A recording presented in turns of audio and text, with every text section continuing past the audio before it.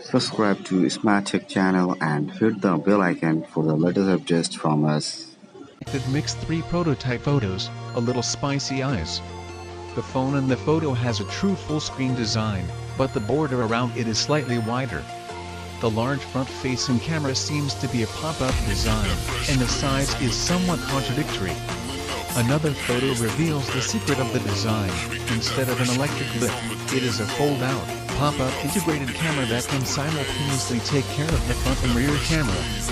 In fact, this design is not the first time. The cottage brand Blueboo showed an S2 mobile phones earlier this year. It adopts a front and back integrated flip camera design, which can be self-timer by manual flipping. The camera lens can also be added. It is very wonderful to decorate the decoration.